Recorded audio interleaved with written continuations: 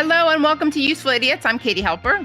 I'm Mary Matte. Thanks so much for being here. Our website is usefulidiots.podcast.com. Go there to support the show and get bonus content. You know, as they say on the airlines, you have so many choices for travel. We appreciate your business. And I feel the same way. You have so many choices for content. There's too much content out there. You can watch anything. And yet you're here with us. So TMC. So thank you so much for choosing us, for including us in your content diet. Yeah, we appreciate it. Of course. Yeah, we really do. Yeah. And thank you for your impeccable taste. And don't get any ideas. Just because I talked about the choice of content, don't be thinking you can go out there and find something else. You're stuck with us. You're locked in. Yeah, You're we want for life. exclusive. We want exclusivity. Yes, none of this poly stuff. Mm-hmm, mm-hmm. You're not in a polycule with us. You're just very traditional show. Very traditional show. Yes. Yeah. Family values. Yeah. So speaking of tradition, should we kick off our show with our great tradition of the 4 basic food groups? Democrats suck, Republicans suck. Isn't that weird? Isn't that terrible? What do we got for Dems, Aaron?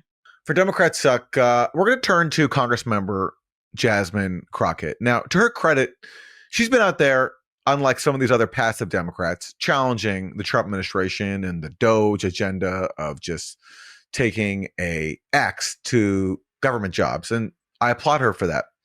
But Democrats, unfortunately, are still caught in the Cold War. And I blame Russiagate, especially, which has enlisted Democrats in this belief that, like, being a tough guy, quote unquote, on Russia is good politics. When really, to me, they're just deepening their alliance with the neocons who have destroyed this planet. And Jasmine Crockett exemplifies this here with this comment about Trump's approach to the war in Ukraine, which Trump has been talking about putting to an end. Y'all, this is literally potentially putting us into an international crisis. We may be heading towards the next world war because we have a president that wants to pal around with Putin and wants to do everything to make him feel good, including lying about who invaded who. Mr. Chair, I got a minute left, but I really want to yield to any of my colleagues and ask them if they will say today, very basically, that when it came down to the war in Ukraine, that it was not Ukraine that invaded Russia, it was the other way around. Is there anybody in here that has enough courage to say that Russia invaded Ukraine? You can have my time. And this is yet the problem. Okay, a few problems with this clip. First of all, she says we're at risk of World War III. Well, if that's true, why are we at risk of World War III? And is it maybe related to the fact that her party, the Democrats under Joe Biden, helped provoke Russia's invasion by refusing to, for example, take NATO off the table, and then funneled tens of billions of dollars into fighting a war against Russia and talked about what a great thing it is that we're using Ukraine to fight Russia, to weaken Russia. And so if there's a risk of World War III, it's because of the policy of fueling war with Russia. That's what happens when you have war, is you risk even more war. In this case, she says World War III. And second of all, she's also addressing a straw man. So Trump didn't say that Russia didn't invade Ukraine. So she's like now arguing against something that Trump never even said. What Trump said was he was talking about how Zelensky could have negotiated and prevented the Russian invasion. And he said in a sort of offhand way, yeah, Zelensky never should have started it.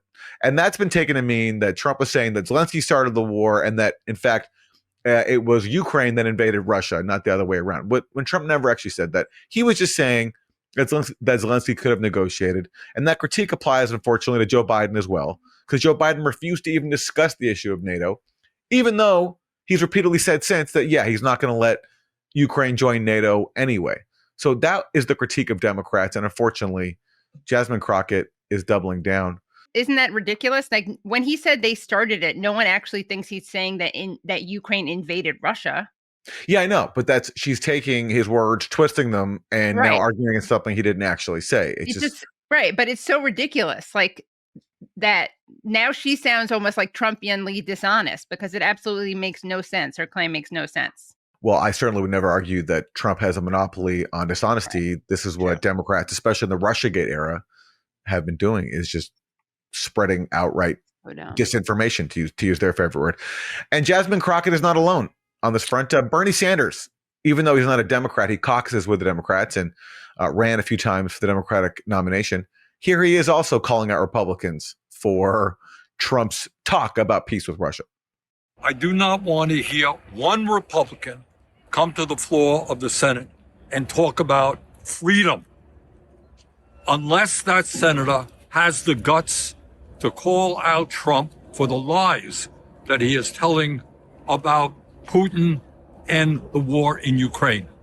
Mr. President, it was Russia that started the war, not Ukraine. It is Putin who is the dictator, not Zelensky. This country must not align itself with Putin and authoritarianism. We must fight for democracy all over the world. Okay, there's so much wrong here. First of all, that looks like a nice day in Washington, D.C. Like Bernie's just wearing a sweater. And so you really, and this, I put this on Bernie's staff. Like, it's such a nice day. This is how you want to spend your time on a nice day in D.C. And this is how you want to spend Bernie's time. And he could be fighting for Medicare for all or fair wages. Instead, or against the oligarchy. Yeah, you're going to make some propaganda video for the proxy war in Ukraine. Is this really how you want to spend your time? So shame on Bernie's staff, I say. Yeah. But also, bad scheduling. This idea that Ukraine's a democracy and Zelensky is not a dictator. I mean, yeah, sure, Russia's authoritarian. There's no doubt about that. But guess what? So is Ukraine. And you can't even use the excuse of Russia's invasion for Zelensky's authoritarianism, because what does Zelensky do a year before Russia invaded? He shut down 3 opposition television networks. Yeah. And his own aide said that this was a welcome gift to Joe Biden because those opposition television networks were friendly toward Russia, among other authoritarian acts.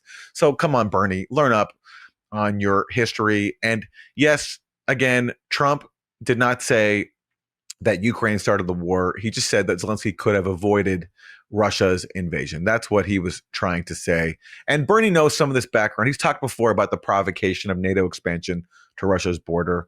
He's seemingly forgotten all of this. I'm not sure if he even knows the U.S. backed a coup in 2014. If the U.S. then encouraged the coup government to assault the Donbass, where millions of ethnic Russians were upset that their president with U.S. backing was overthrown. There's so much context that he just seemingly has forgotten or is not aware of. Right. And I wish he would spend his time fighting the millionaires and the billionaires and not shilling for their proxy war. Yeah, just stay focused on that, Bernie. You're so good at that. In a world where it seems like we're constantly being listened to by our phones, our computers, security systems, and Alexas, it sometimes feels pointless to even hope for privacy anymore. Amazon, Meta, and Apple are all using your data to sell you ads. But what if we told you something else was listening to you in a much more nefarious way, using your data to sell you to third parties and governments? You may have already guessed what it is: AI. Think about what we tell these AI platforms: our thoughts, dreams, sensitive questions, business ideas, and more. They take all this information, tie it to your identity, and then sell it. ChatGPT literally has the former director of the NSA sitting on their board right now. That's why we recommend Venice.ai. Venice.ai is a generative AI platform that is private and permissionless. Here's how they do it. They utilize leading open source AI models to deliver text, code, and image generation to your web browser. There's no downloads, no installations of anything. Messages are encrypted, and your conversation history is stored only in your browser. And check out their Pro plan, which gives you access to PDF uploads for summaries or insights, plus high image limits and limitless text. If you want to use AI without fear of handing over your most intimate thoughts to a corporation or the government, you can get 20% off a Pro plan using our link, venice.ai/useful, and code USEFUL. Click the link in the description to get started. Republicans suck. Let's take a look at Donald Trump. A lot of people are worried that Republicans and Donald Trump in particular is going to go after things like Medicare, Medicaid, Social Security. So here's Trump being asked by a reporter if he's going to go after those things. Let's take a listen. The spending bill that passed last night aims to cut $2 trillion. Right. Can you guarantee that Medicare, Medicaid, Social Security will not be touched? Yeah, I mean, I have said it so many times, you shouldn't be asking me that question. Okay? This will not be read my lips. It won't be read my lips anymore. We're not going to touch it. Now, we are going to look for fraud. I'm sure you're okay with that, like people that shouldn't be on, people that are illegal aliens and others, criminals in many cases. And that's with Social Security. We have a lot of people. You see that immediately when you see people that are 200 years old that are being sent checks for Social Security. Some of them are actually being sent checks. So we're tracing that down, and I have a feeling that Pam is going to do a very good job with that. But you have a lot of fraud. But no, I'm not. We're not doing anything on this. Thank you, Donald Trump, for keeping your eye on the 200-year-olds who are getting Social Security checks. And you see what he's doing there. He's saying, we're not going to touch it, but we are going to go after fraud. Right. So it's one or the other. Either you're not going to touch it, which means you do nothing, or you're going to do something, in this case, going after fraud. Right. And what does that mean? It means they're going to find people to kick off under the guise of finding fraud. And yes, like, can we say that every single person on Medicaid deserves to be on Medicaid? So is there some form of fraud? Yes. But you know what's going to happen. Just as they've laid off so many undeserving people under DOGE, they're going to find people who need medical care, but they're going to accuse them of fraud somehow, and they're going to get kicked off. I mean, that seems to be the obvious playbook here. So we're not going to touch it, except for fraud, by which he means, yes, we're going to touch it and claim the excuse is fraud. Right. Or what's going to happen is that they're going to say, oh my God, there's so much fraud. We actually have to cut this. Yeah. Not because we want to, but because it's just so riddled with fraud. And, the thing I always love about this is the idea that only people who are receiving things like Social Security or Medicare or Medicaid, those are the only people who cheat. I mean, Trump himself acknowledges that he cheats on his taxes. So it's always it's a double tier system where people who are poor or working class, or not even poor or working class, people who receive Social Security who aren't billionaires, they are held to a different standard to which billionaires are held, which of course works out great for Trump. It's such a good point. In 2016, when Trump was like, yeah, like I work the system because I can. So it is rigged. Everyone's like, oh my God, I love his honesty. It's so cool. Wow, he's going to make America great again. And then, of course, if a lower income person, I don't know, is maybe receiving Medicaid by fudging something, then, oh, they're the villain. They must be cast out. They're not like, no one's impressed by them, like playing the game as well. Right. Yeah, exactly. But like a billionaire, like, fleecing the government for millions and millions of dollars, that's like something to worship. Yeah, that's someone who should be president. Well, let's take a listen to what Mike Lawler, Republican congressman of New York, had to say about these cuts. Well, there's not a single provision within that budget resolution that outlines one cut to Medicaid, period. They can sit there and go through the numbers and they can claim it does this or that it's going to kick people off their health insurance, but it is a lie. We are going to begin the process of negotiating an actual bill. The budget resolution that passed yesterday was the first step in this process. So what are you worried about? It doesn't say there's a Medicaid cut. So what's the problem? I don't understand. Why are you so upset? Well, the answer is the bill contains a call for the House Budget Committee to cut $880 billion. And what does that committee oversee? Medicaid. Right. And is there any other place where they could find that much money to cut? No. So therefore, the only way they're going to meet that goal is to cut Medicaid. And just so his excuse is just because it doesn't say Medicaid, then means that there's nothing for anyone to worry about, even though it calls on the committee overseeing Medicaid to cut a massive amount of money. Right. Yeah. Very convenient way of putting it. Lying it's kind of like a lie in the spirit, if not in the letter. Not everyone is doing as good of a job as getting out of this lie. Let's take a listen to Montana Congressman Ryan Zinke. But of course, that this blueprint did call on the Energy Committee, which oversees Medicare and Medicaid, that they have to cut at least, $880 billion. And plenty of people look at that and say, you can't get there without cutting Medicaid. So again, my direct question, which you didn't really address, is how much would you be willing to cut from Medicaid? It's a balance. Again, it's a ledger sheet. So if we're going to do tax provisions, you'd be willing to cut some? then you have to make sure it's balanced. What we're going to do is not go in debt. Now, $850 billion is a goal. Again, it's over 10 years cycle. Do you think there's fraud in there at that scale? Likely there's pretty close, but there's also things we can do, like work requirements, like efficiency. Wait, so is he saying that they're going to find $850 billion worth of fraud in Medicaid? Yeah. All right, or some other program? That's a lot of fraud. Yeah, it is. And the priority here, and we get into this with our great guest, Yanis Varoufakis, is the deficit hawking that we always see.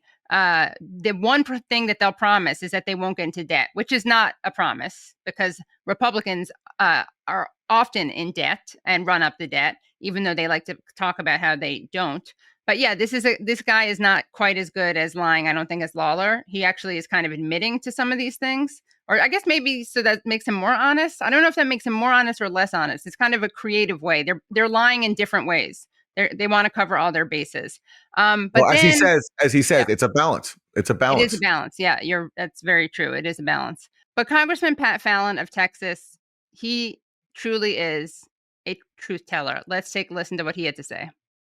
A new House bill that could expand food stamp requirements, meaning that if you're going to get food stamps in this country or SNAP, and you're able-bodied and childless, and you're 18 to 65, you have to work at least 20 hours a week.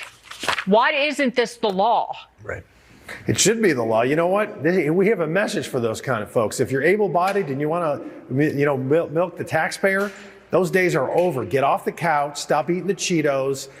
Stop buying the medical marijuana and watching television. You're going to actually contribute now because the American taxpayer is fed up. And as Elon Musk mentioned in that segment prior, we can't fund the federal government anymore with these kind of deficits. When we're spending more on our interest payments, almost $1 trillion than we are on our military, that should be a wake-up call that if we don't change course, we're going to lose this great republic of ours. So there you have it. I think 2008 called and they'd like their anti-Obama talking points. This whole thing about Cheetos. Remember Glenn Beck did a whole thing about fatty fat sitting on the couch and eating their Oreos and not wanting to have to pay for the fire department to get someone out of their house because they're too fat from eating Oreos. Like that's a blast from the past. But, again, you just have the Republicans. It's the same old trick. They pretend to be guided by a sense of fairness, but they're just sadists. Yeah, the one thing you can say about Republicans in their talking points against social welfare programs is I think you can say that they become less racist. Like Reagan had this thing in the 80s where he would talk about welfare queens driving Cadillacs to go pick up their welfare checks, right? That was like the thing. And it's all obvious who he was talking. He was talking about like a black woman in a poor neighborhood. That was the obvious imagery he wanted to conjure. And so now this Congress member is talking about just a generic person eating Cheetos, which could be someone of any ethnicity. Yeah. So, I mean, so that's true. Kudos to them for becoming less racist in their demonizing of people on social welfare. And look, they're post-racial. They're post-racial and they're colorblind. Yeah. Which we should all aspire to be. Yeah. And like, again, would I say that there's no people at all who fit this description who are just being lazy and taking, I mean, sure, I'm sure there are, but the point is, do you want to spend your time demonizing people on the lower scale of the income ladder, or do you want to go after the people who get massive tax cuts, don't contribute anything to society, but are just, like people involved in, for example, the financial industry, which provides so much money to these lawmakers, often hurts the economy. The financial system often hurts the economy, as we saw with the Wall Street crisis of 2007, 2008.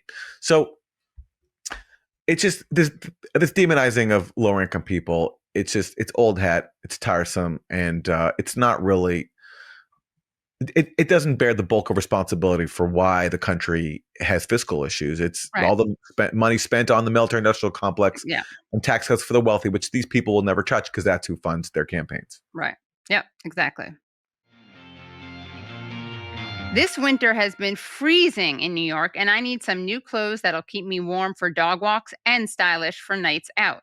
Something that'll stay in style for years to come and have the durability to last too. That's why I'm turning to American Giant. So many fast fashion companies churn out low-quality clothes that will be tattered and out of style by next year, creating an endless cycle of buying, and buying. But American Giant makes sturdy, timeless clothes that never go out of style. Born from a commitment to support the communities that create its products, every American Giant piece is made in America and designed to last. No exceptions. You'll never need to restock again. American Giant obsesses over every detail of their clothes, so you know you're getting the best. We're wearing American Giant. You should too. This season, snag the hoodie that will bring you comfort for life, the American Giant Classic Full Zip. It's the kind of difference you'll feel and appreciate for years to come. Save 20% off your first order at american-giant.com when you use code USEFUL at checkout. That's 20% off your first order at american-giant.com, code USEFUL. All right, what do we got for Isn't That Weird?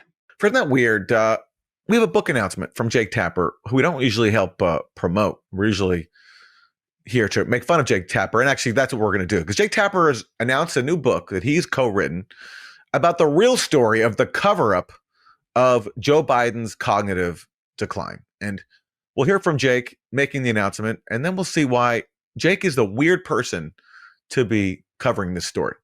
I want to tell you about a journalistic project I've been working on. It's a book to be published on May 20th by Penguin Press, which you can pre-order right now. It's called Original Sin: President Biden's Decline, Its Cover-Up, and His Disastrous Choice to Run Again. As viewers of The Lead know, I've been covering the concerns about President Biden's age and health for years. I literally asked him about it in October 2022, and we've challenged Democrats and White House officials about it. But Alex Thompson of Axios and I have spent the last several months talking to more than 200 insiders and officials and donors and activists, more willing to talk post-election, of course, to explain the last couple of years in politics and how we as a nation got here. With never before heard stories from behind the scenes, you will not believe what was really going on. Well, I'll tell you one thing that was going on. People like Jake Tapper, despite claiming now that he's been, on this case for a long time, he was challenging Joe Biden about it. He was involved in the cover-up of Biden's cognitive decline, and this is just some of the highlights.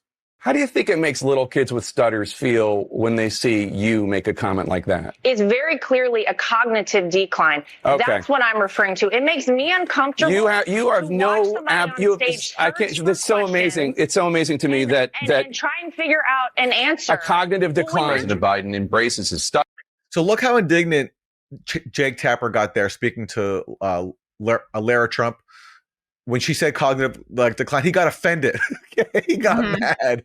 And there's a lot more. Talking about it while Trump mocks it, exaggerates it, belittles it. He's sharp physically. I mean, mentally. Yeah. I think the question is physically, right? Right. More so? Right. Right. And the guy who's his chief opponent is only 3 or 4 years younger than him. Exactly. I mean, you have questioned President Biden's age, mental fitness, ability to lead. Of those supporting Biden, you said, quote, "Shame on all of you pretending everything is okay. You're leading us and him into a disaster." Do you worry that you damaged him at all? I don't doubt that you got hugs and handshakes behind closed doors today, and maybe even publicly, some of them because they like you personally. But I've heard a lot of really nasty stuff about you from your Democratic colleagues. Sure. I mean, just like, what is he thinking? Exercise in narcissism. I mean, false claims to the Wall Street Journal about President Biden's mental fitness and acuity. So there we go. Okay. So Jake Tapper, to take part in covering up Biden's cognitive decline and then turn around and write a book on the cover-up of Biden's cognitive decline and claiming to expose it. That's rich. That is very rich. I guess the guy is used to not having very high standards, not being held to account. He doesn't really face any accountability when it comes to, for instance, rape, sexual violence, the Hamas mass rape hoax that he pushed. And he had people on the show who have been debunked, and he's never acknowledged that.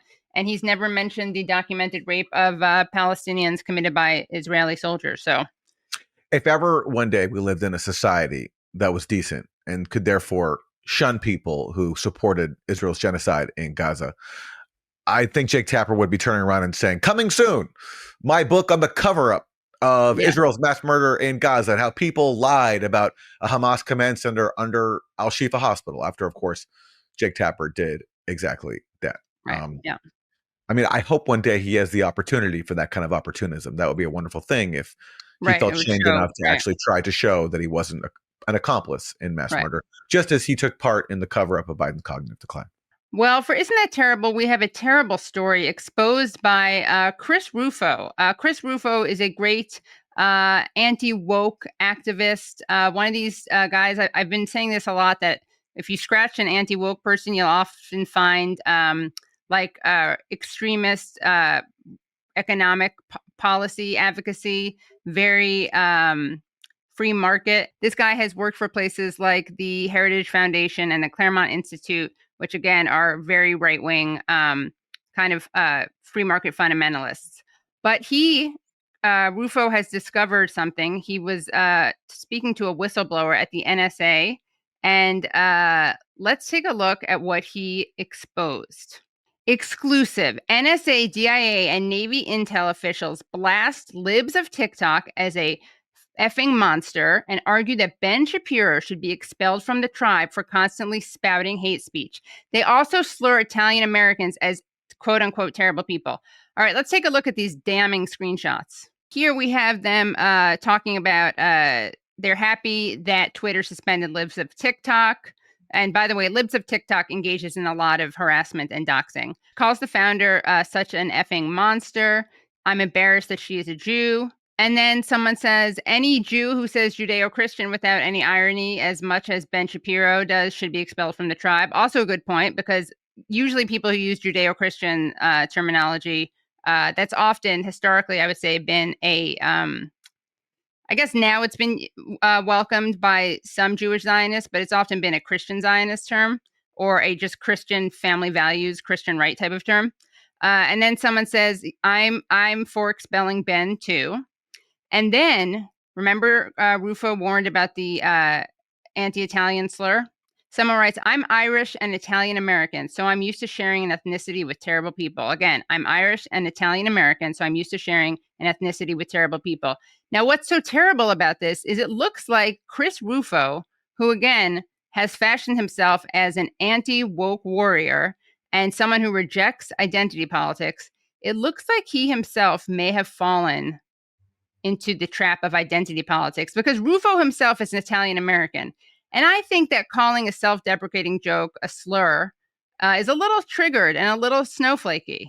But I think the really fascinating part of this, Aaron, is that note that he doesn't mention that Irish people are terrible people. He only mentions that Italian Americans are called terrible people. So for him, the only slur he cares about is the slur against Italians. Well, I'm offended now on behalf of the Irish, who yes, I love, obviously. I mean, Ireland, for example, is the only, Western country, really, like Western European country that stood up for Palestine, along with Spain, I guess. Anyway, the point is, Christopher Rufo is a hypocrite. And just like all these people always are, they're always mocking everyone for being a snowflake and identity politics. When again, it's just more proof that people who decry the so-called woke stuff the most themselves practice it when it comes to their own ethnic backgrounds. Yeah, and what a crybaby, boo-hoo, that this is not a slur against Italian Americans to joke, I'm Irish and Italian American, so I'm used to sharing an ethnicity with terrible people. But also, he's so blinded by his Italian sense of self-pity and identity politics that he literally leaves out the other ethnicity that's mentioned in that one person. That person is literally Irish and Italian American, and he only mentions the Italian American part. Very lame. Triggered snowflake. Very, very lame. Yeah. If I had some pizzas, I'd be throwing them in the air just to trigger him. Yeah. And speaking of pizza, those have been your 4 basic food groups. Yeah. We are so excited to be joined once again by the great Yanis Varoufakis, economist, former finance minister of Greece, politician, also has been Secretary General of Democracy in Europe Movement 2025. That's DM 2025. And he's the author of several books, including most recently, Technofeudalism, What Killed Capitalism. Also, I want to let people know that they can see me in person speaking with Yanis Varoufakis, as well as Melanie Schweitzer and Grace Blakely in Brussels. If you're in Brussels or near Brussels, come out to the National Theatre of Brussels on March 7th to see me in conversation with Yanis, Melanie Schweitzer, and Grace Blakely. It's going to be a great conversation. And we will link to it in the description.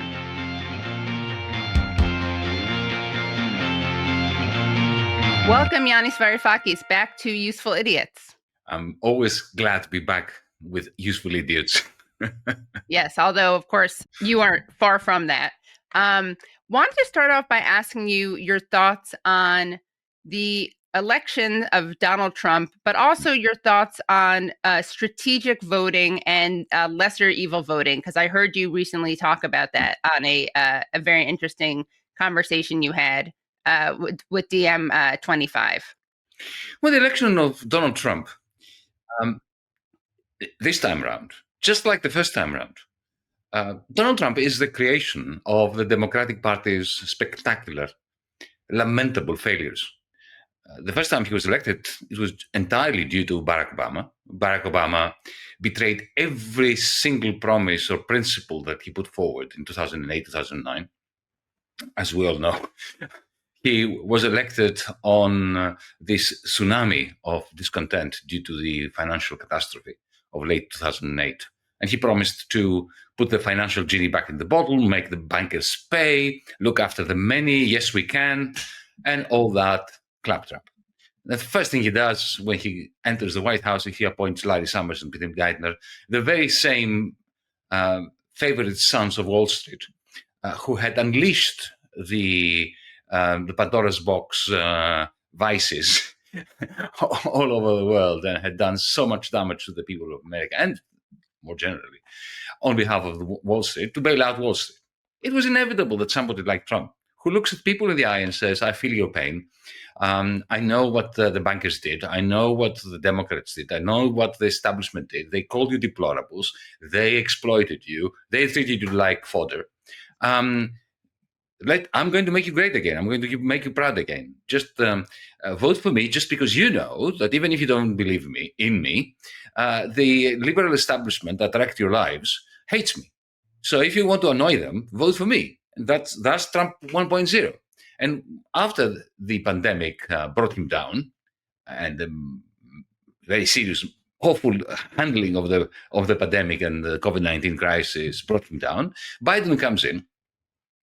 He does a number of things that were interesting. I don't want to go deeply into Biden, except to say that whether it was his fault or not is a long conversation. The fact is that you had magnificent in awful terms, cost of living crisis. The average Americans couldn't make ends meet. And yet the liberal establishment, including, my colleague Paul Krugman from the columns of the New York Times and so on, were looking at the American people and were saying, you've never had it so good. And you should celebrate the fact that we've had a recovery both in terms of the labor market after the pandemic, and also inflation is coming down. How dare you complain about your finances? People couldn't make ends meet. And there was the Democratic establishment telling them that it was, the best of all possible worlds. And Trump comes again and says, I'm looking at you in the eye and I can recognize your pain and I'm going to make you great. So he got elected as a result of very concerted, touchingly concerted efforts by the Democrats to lose. Now, having said that, something has been happening, Katie, now over the last 20 years or so. Capitalism had its 2008 moment, which was another version of 1929.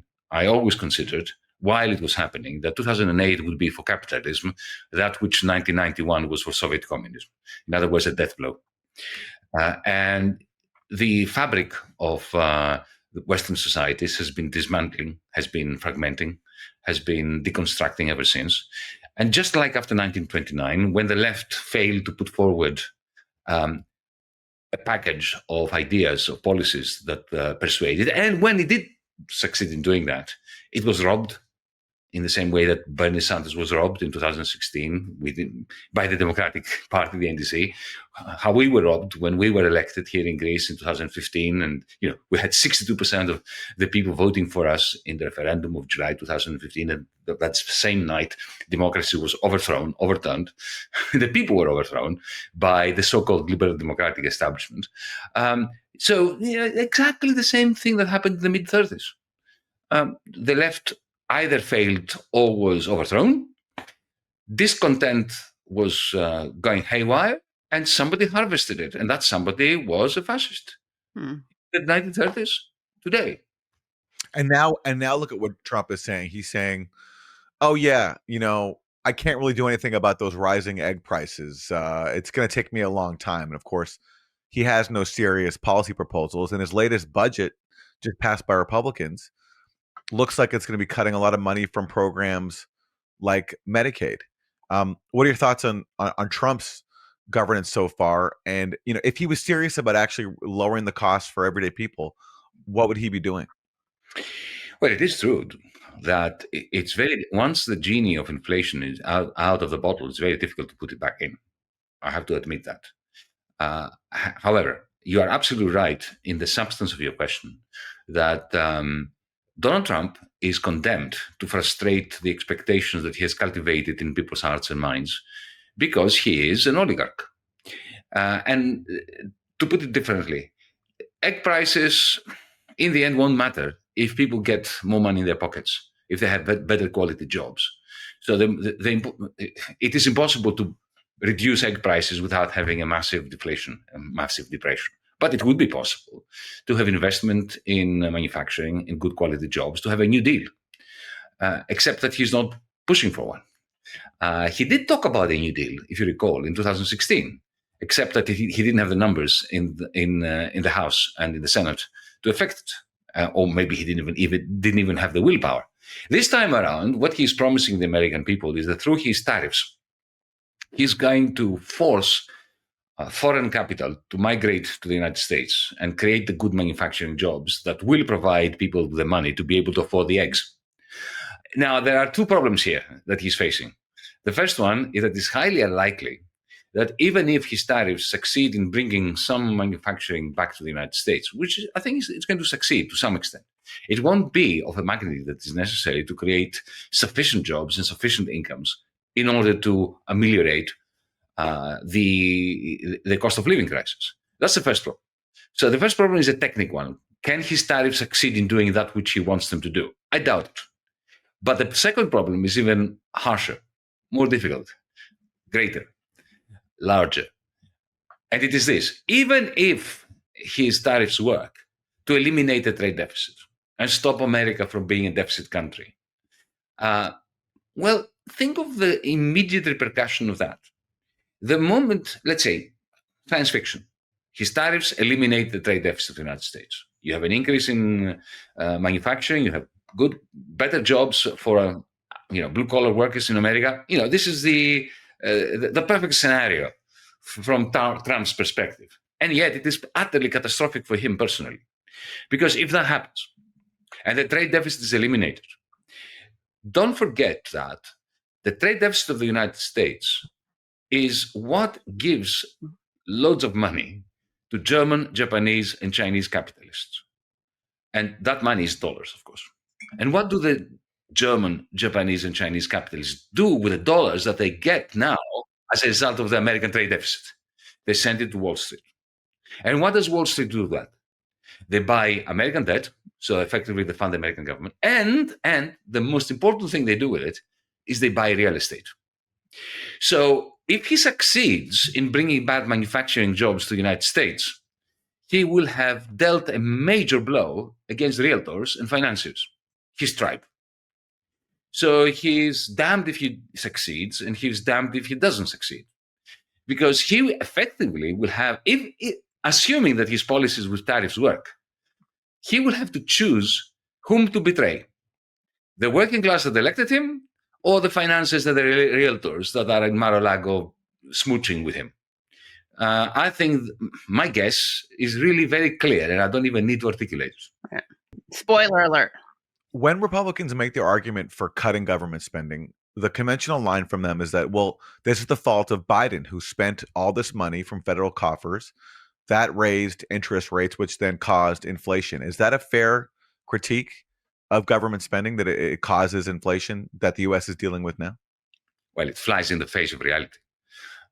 It was Republican presidents who always indulged in massive deficit spending.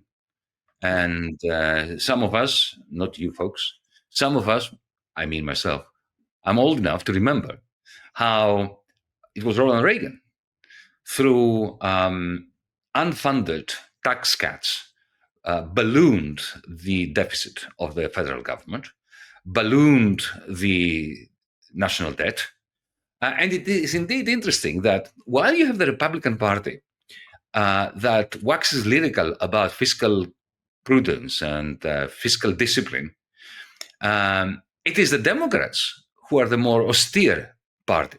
They're the ones who are cutting.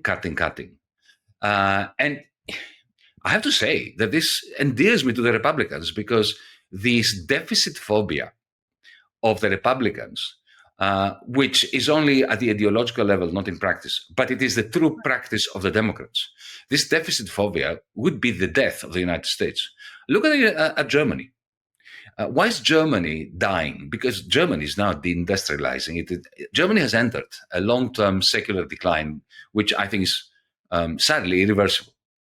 The reason is because of that deficit phobia, that whenever the deficit went up above 1%, 2%, they started cutting.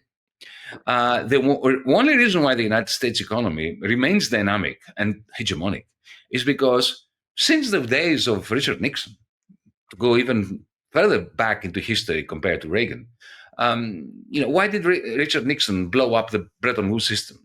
That the American regime, the American bipartisan political system, did so much to cultivate after 1944. The reason was because he didn't want to adopt austerity. He thought, well, I'll make foreigners pay for my deficits. And he succeeded. The only reason why America has been hegemonic since the late 60s, early 70s, that is, since the time when America went deeply into the red. Think about it. Your country is the only country in the history of humanity that grew its hegemony in proportion to its deficit. The more in the red your country went, the more hegemonic and powerful it was. Now, of course, that was at the expense of the American working class.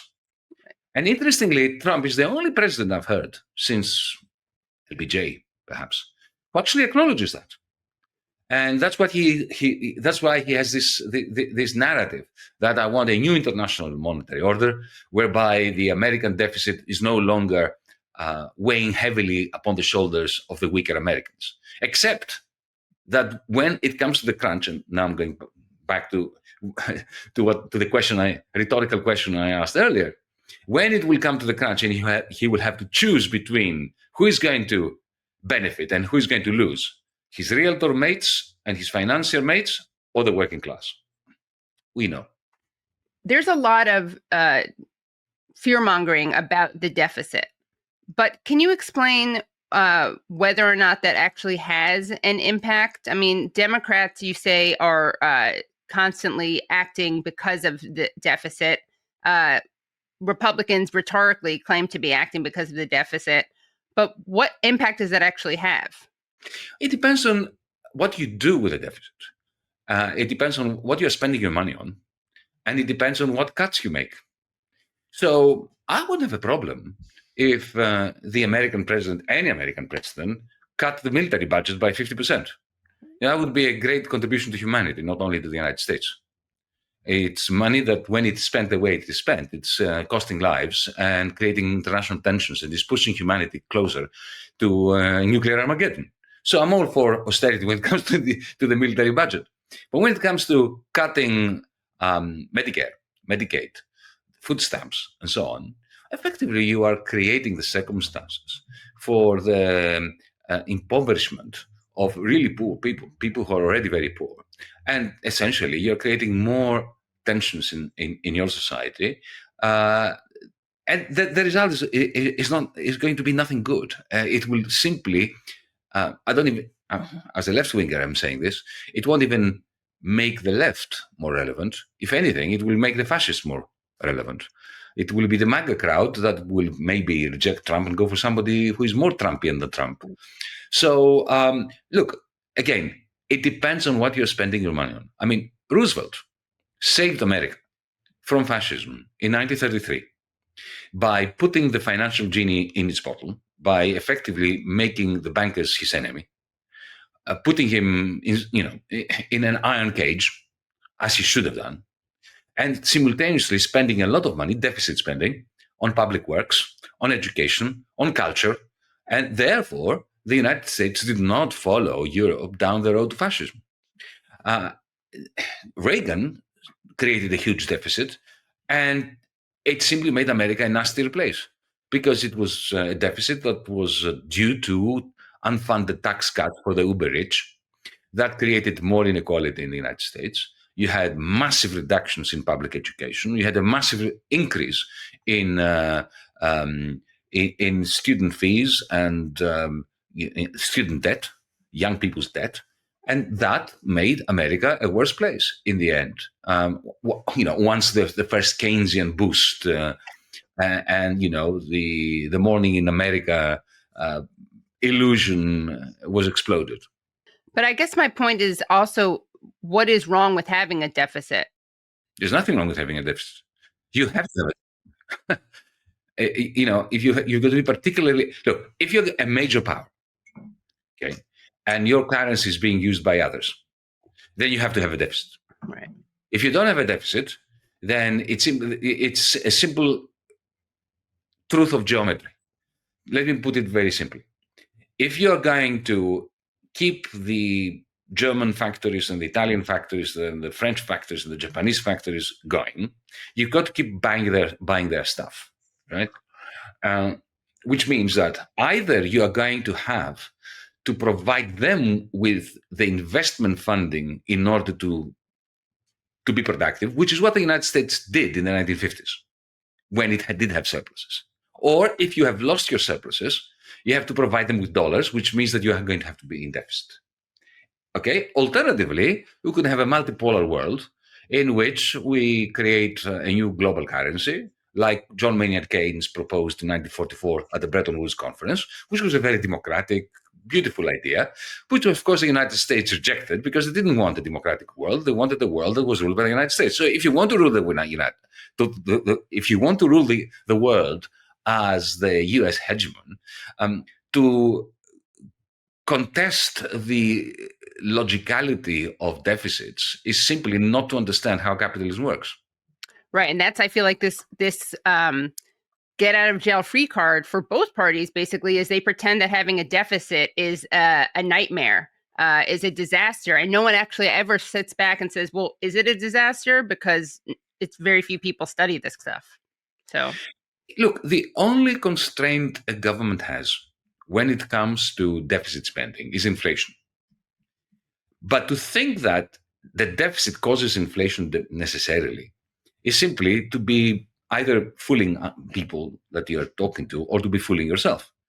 There is, you see, the difficulty that I have as an economist to explain this to students, to people generally, is that it is quite natural for all of us to think of the government as a business, to think of the government as a household. Because when it comes to our household, to our own financial affairs, it makes perfect sense. I mean, if my income is $2,000 and I keep spending $3,000, at some point I will be bankrupt and I will be insolvent and I will have a terrible life. So a deficit at a personal level is madness and has to be curtailed, and I need to do belt tightening. That is completely correct. But when it comes to an economy, a macroeconomy, as we say, right, the government, the federal government in the case of the United States, has absolutely nothing to do with the household. And the reason is really very simple. Katie, your income is independent of your spending. So let's say that tonight you don't go out to have dinner at a fancy restaurant. You save, $300. Your income is not going to shrink because you saved $300. So effectively, your bottom line has improved by $300 because you cut $300 of your spending. But imagine if your income went down when your spending went down. Then it wouldn't be such a saving, would it? Because this is exactly what happens. When you look at the society as a whole, total expenditure equals total income. What we all spend together is also what we all earn together. Right. Which means that if, let's say, you have a recessionary economy which is sluggish. Why is it sluggish? Because the private sector spends less. Okay, private expenditure comes down. That's why you have a sluggish economy. Now, that will mean that the deficit of the state will increase. Because in a sluggish economy causes what? People lose jobs, so you have more unemployment benefits, right? And taxes come down because people have less income.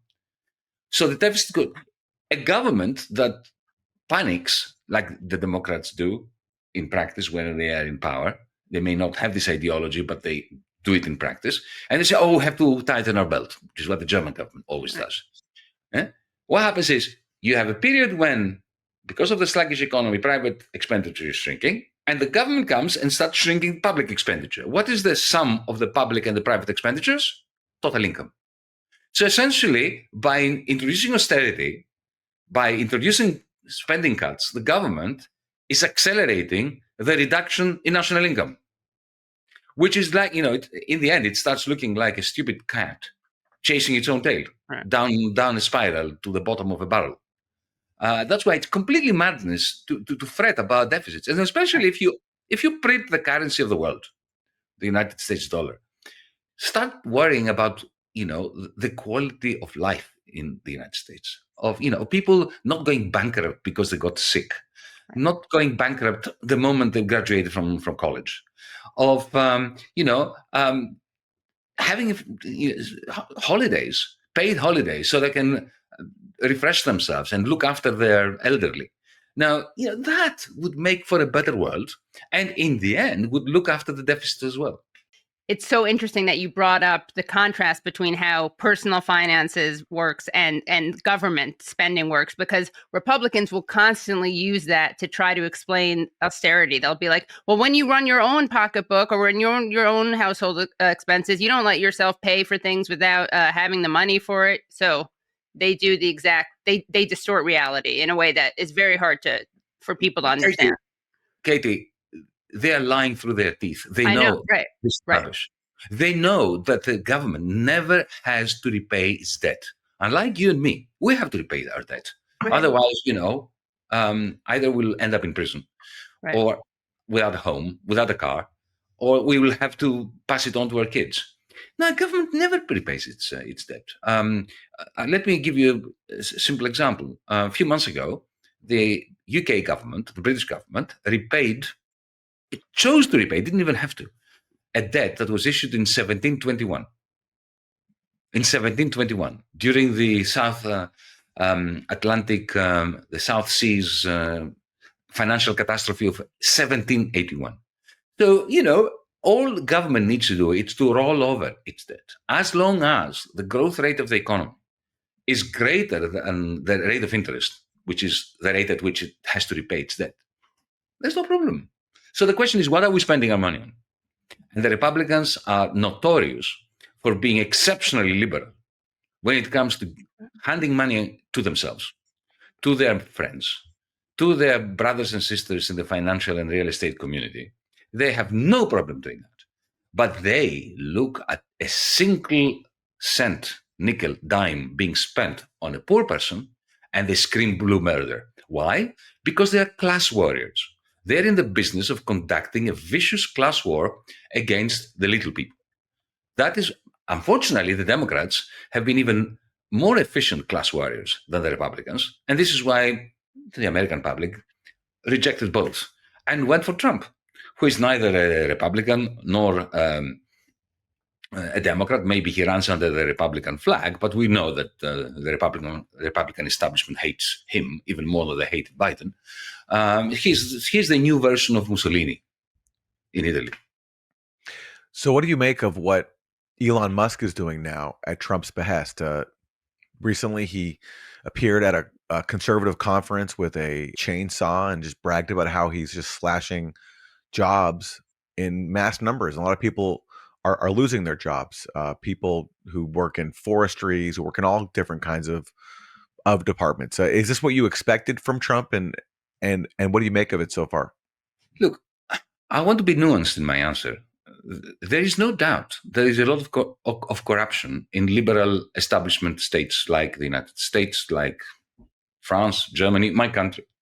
I have been a finance minister. I know there is a lot of corruption, and usually government budgets that are supposed to be benefiting the poor, more often than not, are used for corrupt purposes, and they end up in the pockets of the oligarchy or petty thieves. There's no doubt about that. And when I was in the finance ministry, I tried to, not with a chainsaw, but with a scalpel, cut out some of those examples of graft.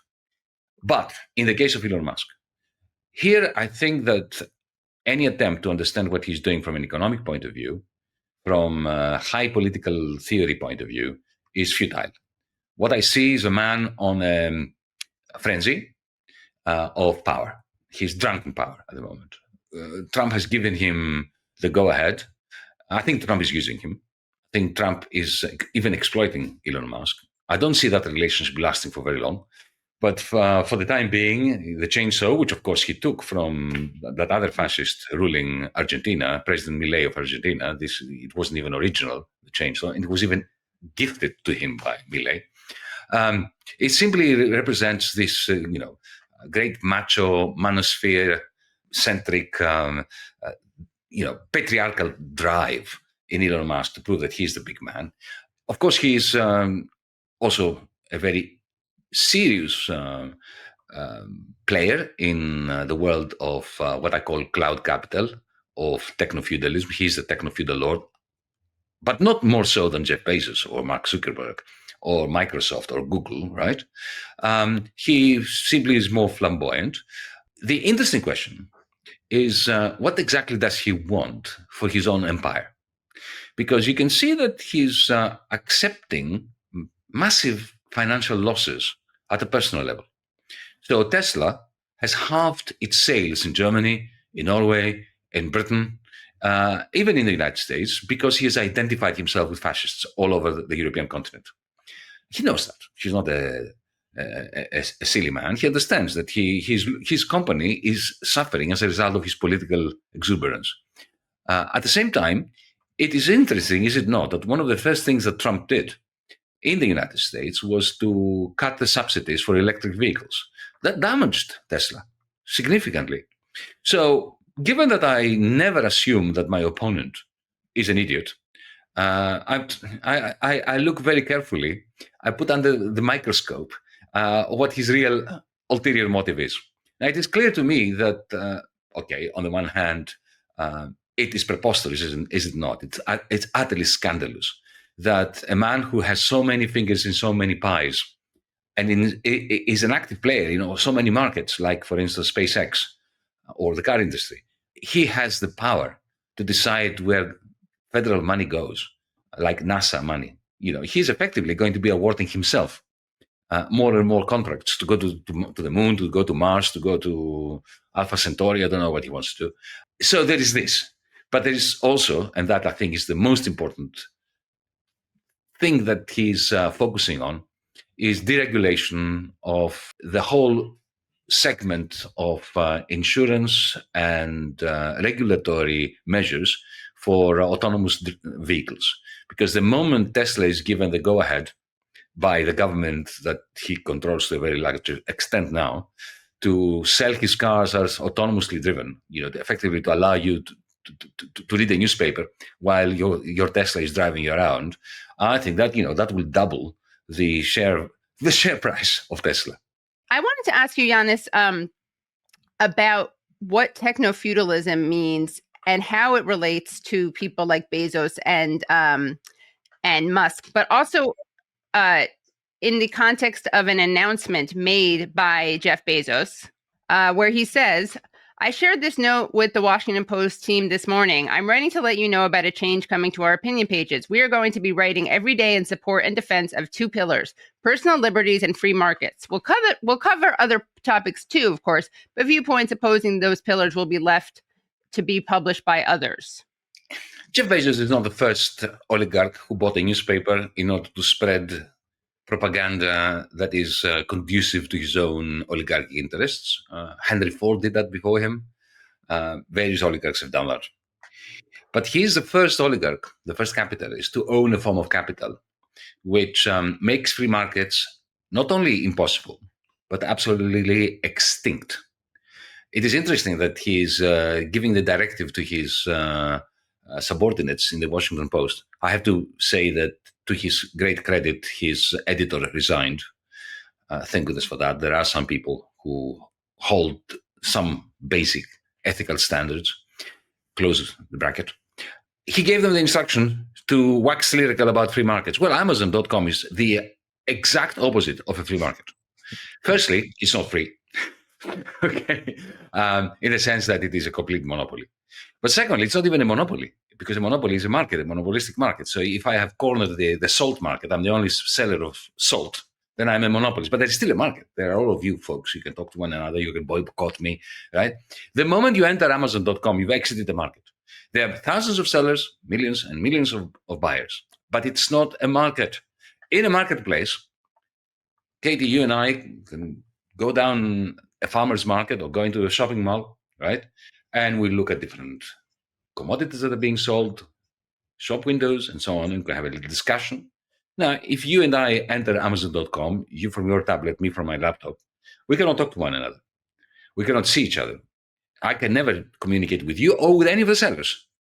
There is an algorithm that, like a Soviet planning agency, only it's automated and algorithmic, selects 3 or 4 sellers and matches them to me. I cannot talk to them. I cannot talk to anybody else. I don't know who else is selling, at what price they're selling. I have no idea what price you're being offered for the same item that I'm thinking of buying from Amazon. Okay? So there's the opposite of transparency, complete opacity, zero communication, zero decentralization. It is the wet dream of the Soviet economic planning ministry. That's what Amazon is. At least in the USSR, in the Soviet Union, at least they were controlled by the Central Committee of the Communist Party of the Soviet Union. Here, it's only Jeff Bezos, and this algorithm, what it does is, it communicates with you through Alexa, through various interfaces. It learns how to impress you with interesting suggestions about what books to read, and usually because it knows you, because you interface with it and it knows you, so it gives you good advice. So once it has given you good advice, it has gained your trust, and then it can sell you binoculars, bicycles, whatever, right? And once you decide to buy it, it sends it to your home. You don't even go to a shop to buy it. So essentially, it has made the market extinct. And Bezos doesn't produce anything. He just produces this power to grab you and the seller, put you together, and extract rents from both of you. That is not capitalism. That's what I call technofeudalism. What would the proper answer to Amazon be if we, cared about seriously reining in technofeudalism and sustaining democracy? I mean, would you propose that Amazon basically be nationalized? I mean, or broken up? Like, what should the proper solution be to something like Amazon? And to hear the rest of the interview, please go to usefulidiotspodcast.com.